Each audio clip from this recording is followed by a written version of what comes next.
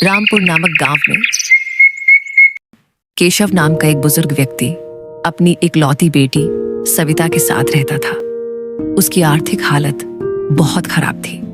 वो बहुत गरीबी में अपना जीवन यापन कर रहे थे। एक दिन उसके घर जमींदार सेठ बनवारी लाल आता है और कहता है, मुझे उधार दिए हुए सालों बीत गए हैं, पर तूने आज तक एक पाई भी वापस नहीं लौटाई है। आज मुझे मेरे पैसे चाहिए, नहीं तो मैं तुम सबको धक्के मारकर इस घर से बाहर निकाल दूंगा। सेठ जी, बस 2 दिन की मोहलत और दे दीजिए। कल मेरा बेटा शहर से लौटने वाला है। जैसे ही वो वापस आएगा, मैं सबसे पहले उसे आपके पास भेजूंगा और वो आपके सारे पैसे चुका देगा। आपने इतने सालों तक सब्र रखा है, तो क्या आप सिर्फ 2 दिन और नहीं रुक सकते? मैं आपसे हाथ जोड़कर विनती करता हूँ, मेरी मजबूरी को समझिए। अच्छा ठीक है, मैं तुम्हें 2 दिन की और मोहलत देता हूँ। अगर 2 दिन में मेरे पैसे मुझे नहीं मिले तो तुम्हारा सारा सामान बाहर फेंककर तुम्हें भी इस गांव से बाहर निकाल दूंगा। ऐसा बोलकर जमींदार वहां से चला जाता है। तब सविता अपने पिता से कहती है, पिताजी, भैया 2 दिन में आ जाएंगे ना? अगर इस बार भैया नहीं आए तो जमींदार तो हमें गांव से निकलवा देगा। इस बार वो हमारी एक भी नहीं सुनेगा। आज देखा नहीं आपने, वो कितना गुस्से में था। वो तो आज ही हमें निकाल देता। तुम फिक्र मत करो बेटी, रोहन ने कहा है वो जरूर आएगा और उसने पैसों का इंतजाम भी कर लिया है। उसके आते ही जमींदार को सारे पैसे लौटा दूंगा, फिर फिक्र करने की कोई बात नहीं। 2 दिन ऐसे ही गुजर जाते हैं, लेकिन रोहन नहीं आता है। दोनों बाप बेटी रोहन का इंतजार कर रहे थे। फिर एक व्यक्ति केशव के घर आकर बोलता है, अरे केशव भाई, गजब हो गया। जिस कारखाने में तुम्हारा बेटा काम करता था, उस कारखाने में बहुत भीषण आग लग गई है और उस कारखाने में काम करने वाले जितने भी लोग थे, सारे के सारे बहुत बुरी तरह से जल गए हैं और खबर मिली है कि उसमें से कोई नहीं बचा। ये सुनकर केशव के ऊपर दुखों का पहाड़ टूट पड़ता है और वो फूट फूट कर रोने लगता है। हे भगवान, ये क्या कर दिया आपने? अब मेरा और मेरी बेटी का क्या होगा? हम कैसे जिएंगे? ऐसे ही कुछ दिन बीत जाते हैं और एक दिन उनके गांव में एक व्यक्ति सूटकेस लेकर आता है और रास्ते में उसे जमींदार दिख जाता है और वो कहता है, अरे भाई साहब, जरा सुनिए, यहाँ केशव जी का घर कहाँ है? क्या आप मुझे बता सकते हैं? तुम कौन हो और कहां से आए हो? इस गांव के तो नहीं दिखते। आप तो जानते ही होंगे कि केशव जी के बेटे की कारखाने में आग लगने की वजह से मृत्यु हो गई थी। उसने इतने सालों तक बहुत मेहनत करके बहुत सारे पैसे जमा कर दिए थे। वो सब लेकर रोहन घर आने ही वाला था, लेकिन उससे पहले ये दुर्घटना हो गई, जिस वजह से कारखाने के मालिक ने उनके परिवार वालों के लिए पैसे भेजे हैं। मैं उसके वही पैसे उसके पिताजी केशव जी को देने आया हूँ। ये सुनकर जमींदार के मन में लालच जाग जाता है और वो सोचता है, क्यों ना मैं ऐसे बोल दूं कि मैं ही केशव हूं और इससे सारे पैसे ले लूं। वैसे भी केशव ने मुझसे कर्जा लिया है, वो खुद तो मुझे चुकाने से रहा। मैं इसी से ही पैसे ले लेता हूं, जिससे मुझे कर्ज का पैसा भी मिल जाएगा और मेरा काम भी बन जाएगा। पर इसके लिए मुझे इसे यहां से भगा देना होगा। अरे भाई, तुम एकदम सही आदमी से मिले हो। मैं ही केशव हूं और जिसकी तुम बात कर रहे हो वो मेरा ही बेटा था। अच्छा हुआ भाई साहब, आप मुझे यहीं पर मिल गए, वरना मुझे पूरे गांव में यहाँ वहां भटकना पड़ता। ये लीजिए आपकी अमानत, अब मैं चलता हूँ। ये कहकर वो व्यक्ति वहां से चला जाता है और जमींदार वो सूटकेस लेकर अपने घर आ जाता है। जैसे ही वो सूटकेस खोलकर देखता है तो उसमें बहुत सारे पैसे होते हैं। जमींदार ये सब देखकर खुश हो जाता है। मुझे तो कुछ समझ में नहीं आ रहा बेटी, अब हमारा गुजारा कैसे होगा? हम तो पूरी तरह से रोहन के भरोसे पर थे, लेकिन पता नहीं ईश्वर ये कैसी परीक्षा ले रहा है। रोहन ही तो हमारा एकमात्र सहारा था, भगवान ने उसे भी हमसे छीन लिया। भगवान इतने कठोर दिल कैसे हो सकते हैं? कभी कभी लगता है कि भगवान है ही नहीं। अगर होते तो हमारे साथ इतना सब नहीं होता, जबकि हमने कभी किसी का बुरा भी नहीं चाहा। आप चिंता मत कीजिए, मैं भी आपके काम में हाथ बटाऊंगी। हम कुछ ना कुछ करके जमींदार का कर्ज लौटा ही देंगे। आप फिक्र मत कीजिए, नहीं तो आपकी तबीयत और भी खराब हो जाएगी।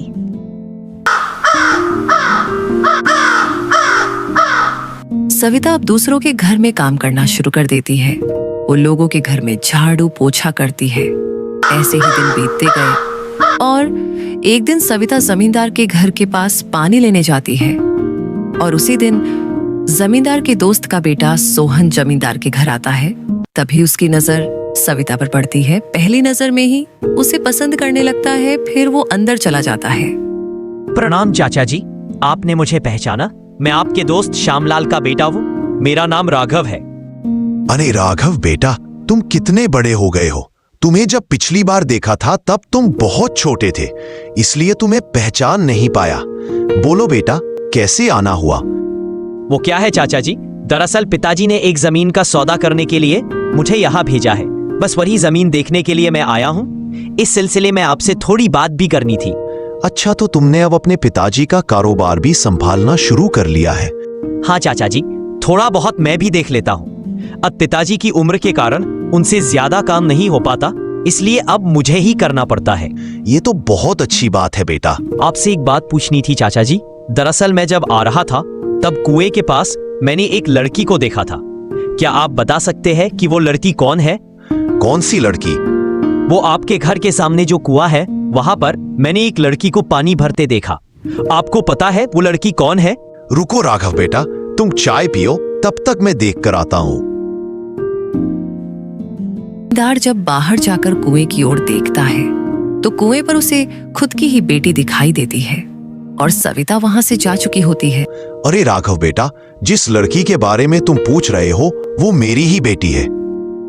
अच्छा ठीक है, जाने दीजिए। और बताइए आप कैसे हैं? राघव बात को पलट देता है, लेकिन जमींदार को इस बात पर शक हो जाता है। मुझे लगता है राघव बाबू को मेरी बेटी पसंद आ गई है। ये तो बहुत अच्छी बात है। अगर मेरी बेटी रिया इतने बड़े खानदान में चली जाएगी तो उसका नसीब ही चमक जाएगा। इतने अमीर लोग मुझे और कहीं नहीं मिलने वाले। अच्छा चाचा जी, अब मैं निकलता हूँ, मुझे देर हो रही है। नहीं बेटा, 1-2 दिन रुक कर जाओ, जरा गांव की शुद्ध हवा में रहो। हमें भी थोड़ा मौका दो तुम्हारी खातिरदारी करने का। नहीं चाचा जी, इस बार नहीं, अगली बार आऊंगा तो जरूर रुकूंगा। इतना कहकर राघव वहां से चला जाता है और घर जाकर अपने पिताजी से कहता है, पिताजी, मैंने गांव में एक लड़की देखी है। मुझे वो लड़की बहुत पसंद आई और मैं उसी से शादी करना चाहता हूँ। बेटा, तुम किस लड़की की बात कर रहे हो? पिताजी, वो आपके गांव के दोस्त है ना, जिनके यहाँ आपने मुझे आज भेजा था, उन्हीं की लड़की से मुझे शादी करनी है। वाह बेटा, ये तो अच्छी बात है। वो तो मेरा अच्छा दोस्त है, वो बिल्कुल भी मना नहीं करेगा। मैं कल ही उसके पास जाकर शादी की बात करता हूँ। वो भी ये सुनकर बहुत खुश होगा। दूसरे दिन राघव और उसके पिता जमींदार के घर आते हैं। अरे मेरे दोस्त, बहुत दिनों बाद आज मिल रहा है। तू तो बहुत बड़ा आदमी हो गया है यार। याद है हम दोनों ने साथ ही कारोबार शुरू किया था और तू कहां से कहां पहुंच गया। आज तो तूने मुझे बहुत खुश कर दिया जो अपने बेटे के साथ मेरे घर आया है। मैं तुझे देखकर बहुत खुश हूँ। राघव की वजह से हमें अभी आना ही पड़ा। दरअसल राघव को तुम्हारी बेटी बहुत पसंद आ गई है और वो उससे शादी करना चाहता है। उसकी बात करने के लिए हम यहाँ आए हैं। वाह, ये तो बहुत अच्छी बात है। तुमने आज मेरा दिल खुश कर दिया। हमारी दोस्ती आज रिश्तेदारी में बदलने जा रही है। इससे ज्यादा खुशी की बात और मेरे लिए क्या हो सकती है। चलो अभी अपनी बेटी को बुलाओ। हमें उसे देखे बरसों हो गए हैं। जब हमने उसे देखा था तब तो वो 5 वर्ष की ही थी। तभी जमींदार अपनी बेटी को आवाज लगाता है, रिया बेटी, जरा यहाँ तो आना। जैसे ही रिया अंदर आती है, राघव उसे देखकर दंग रह जाता है और कहता है, अरे चाचा जी, जिसे मैंने उस दिन देखा था ये वो लड़की नहीं है, वो लड़की कोई और थी। ये आप क्या बोल रहे हैं राघव बाबू? अपने उस दिन जिसे देखा था ये वही लड़की है? ठीक से देखिए, शायद भूल गए हो। ये वही लड़की है जो उस दिन कुएं के पास खड़ी थी। नहीं नहीं चाचा जी, मुझे अच्छी तरह से याद है, ये वो लड़की नहीं है।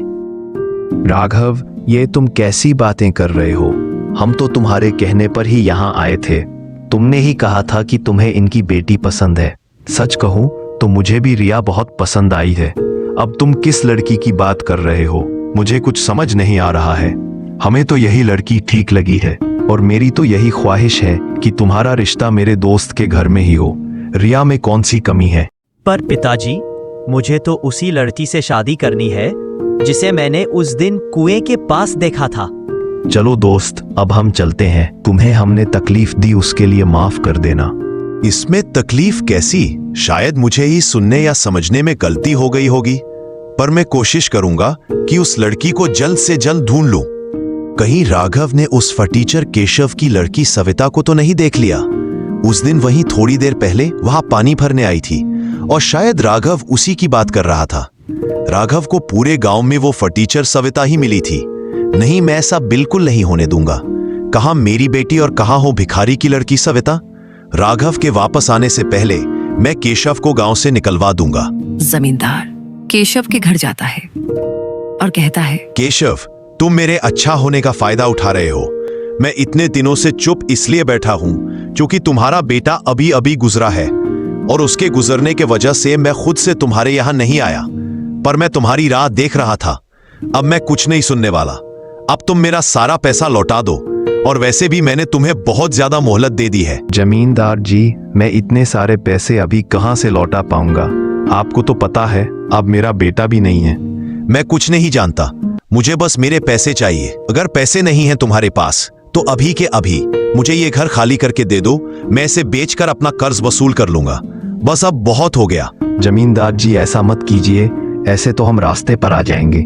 मैं अपनी जवान बेटी को लेकर कहाँ जाऊंगा? कुछ तो रहम कीजिए। अब मैं एक शब्द भी नहीं सुनना चाहता।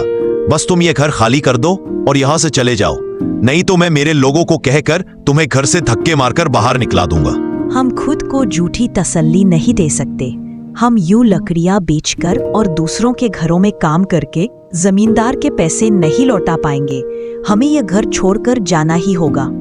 इतना कहकर सविता अपने पिताजी को लेकर घर के बाहर चली जाती है और दूर कहीं जंगल में रहने लगते हैं। एक दिन केशव की तबीयत खराब हो जाती है तो सविता खुद जंगल चली जाती है लकड़ियां काटने के लिए। सुबह से शाम हो जाती है पर सविता जंगल से नहीं लौटती। केशव परेशान हो जाता है तो सविता को ढूंढने जंगल की ओर निकल पड़ता है। रास्ते में केशव की तबीयत खराब हो जाती है और वो बैठ जाता है और दूसरी तरफ सविता भी घर पहुंच जाती है। राघव सविता को ढूंढते हुए केशव के पास पहुंच जाता है और उसे कहता है, बाबा, अब ठीक तो हो ना? आप इस जंगल में क्या कर रहे हैं? आपकी तबीयत भी बहुत खराब लग रही है।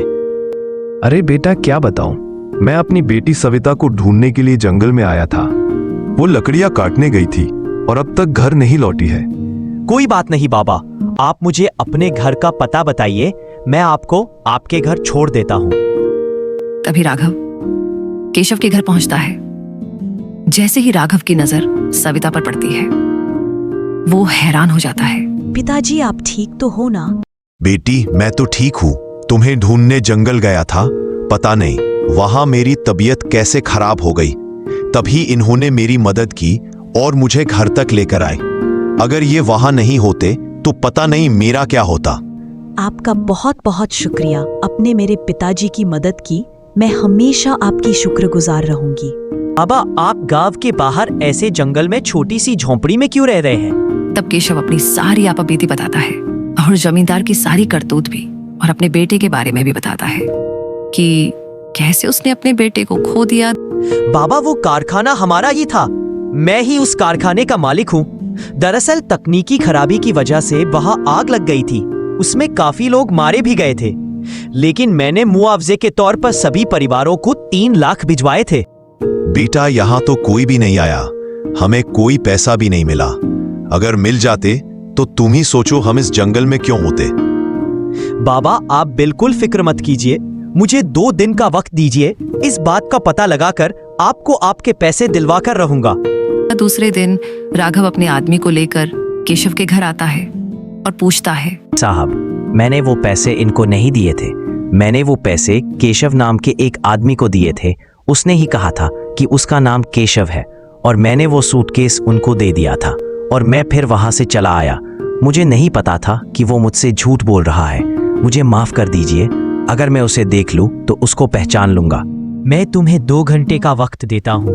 मुझे जल्द से जल्द वो इंसान चाहिए। पूरे गांव में पता करो जिसको तुमने वो पैसे दिए हैं। मालिक, मैंने पता कर लिया है। उस आदमी का नाम सेठ बनवारी लाल है और वो इस गांव का जमींदार है। इतना बड़ा धोखा मैं सोच भी नहीं सकता कि जमींदार इतना गिर सकता है। उसने मेरे बेटे के सारे पैसे खुद रख लिए और ऊपर से हमें घर से भी निकाल दिया। बाबा आप फिक्र मत करिए, मैं सब ठीक कर दूंगा। फिर राघव अपने आदमी को लेकर जमींदार के घर जाता है। जैसे ही जमींदार उस आदमी को देखता है तो वो हक्का बक्का रह जाता है। मालिक, मैंने इसी आदमी को पैसे दिए थे। ये सुनकर जमींदार के पसीने छूट जाते हैं। वो राघव के सामने बहुत शर्मिंदा हो जाता है। चाचा जी, ये सब आपने किया है। मुझे तो यकीन नहीं होता। आपने गरीब आदमी के हक का पैसा उससे छीन लिया। आपको पता है रोहन के पिताजी को कितनी तकलीफ झेलनी पड़ रही है। और इतना ही नहीं, आपने उनसे पैसे लेकर भी उन्हें इस गांव से बाहर निकाल दिया। आपने ऐसा क्यों किया? राघव बेटा, मुझे माफ कर दो। मुझसे गलती हो गई। मैं पैसों की लालच में आ गया था और अपनी बेटी के मोह में अंधा हो गया था। इसीलिए मैंने ऐसा किया। जब तुमने उस लड़की के बारे में बताया तभी मैं पहचान गया था कि वो लड़की कोई और नहीं बल्कि सविता है। इसीलिए मैंने ये चाल चली। मुझे अपनी गलती का एहसास हो गया है। मुझे माफ कर देना बेटा। और फिर राघव और उसके पिता सविता के घर जाते हैं और सारे पैसे उसके पिताजी को दे देते हैं और उसके पिता से सविता का हाथ भी मांगते हैं।